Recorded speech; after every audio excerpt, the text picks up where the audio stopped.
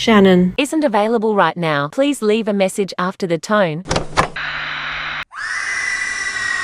So, The Secret History by Donna Tartt. Very cool last name. Love that for her. I wonder if it's her maiden name or she's married. Actually, I don't think a married woman would write a book like this. And I'm gonna check it out because now I really want to know.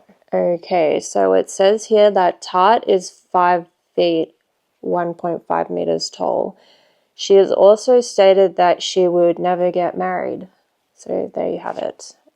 This book took me way longer than I am willing to admit. And not because it's a complicated read, but because my brain was trying to save me by falling asleep. This book came up on TikTok multiple times in INTJ reading lists.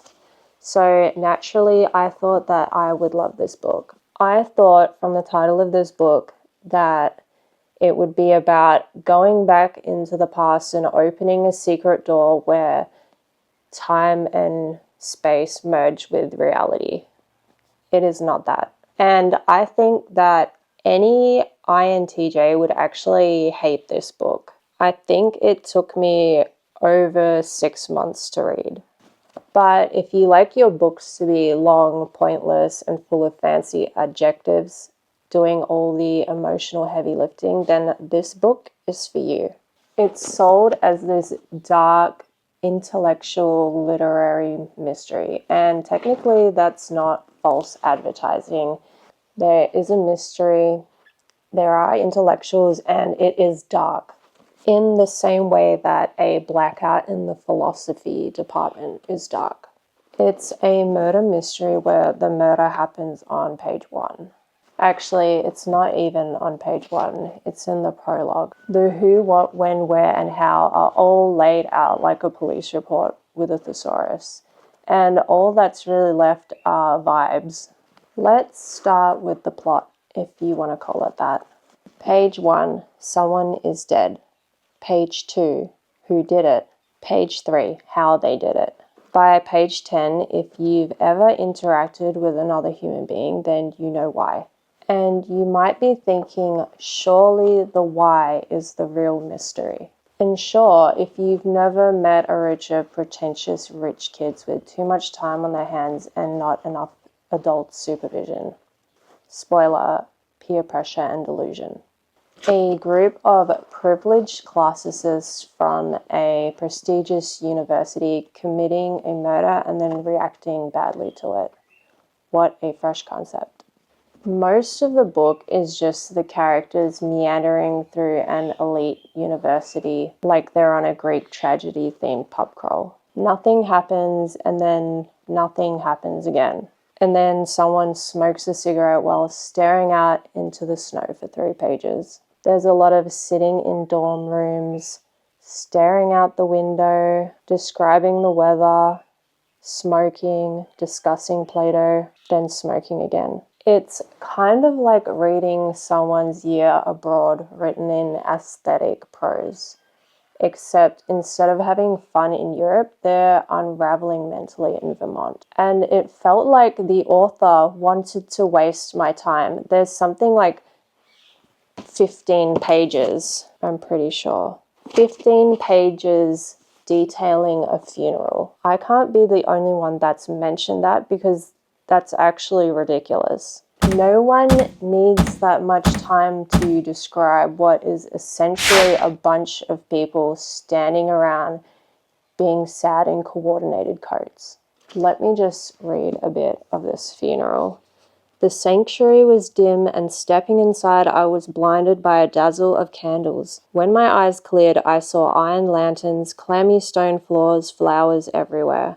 Startled, I noticed that one of the arrangements, quite near the altar, was wide in the shape of the number 27. And look, that's all fine to describe the setting and what's happening, but not for 15 pages. There's a huge cult following for this book, and it's supposed to be profound. It's not. It's what someone would say when they've just spent their entire grocery budget on a candle and they need to justify it. And the characters are all awful, and not in a fun way. More like in a please stop talking and leave the room way. We have a narrator that has no personality, who somehow gets adopted by the elite. And he describes the murder like he's reviewing a weather forecast. Every time he spoke, I felt like someone was handing me a beige folder labeled thoughts. There were many times that I closed the book and read my own thoughts folder on my notes app because my own thoughts were more interesting than this story. And one of them was literally just buy bread, a pair of creepy twins that no one questions, that I'm pretty sure are...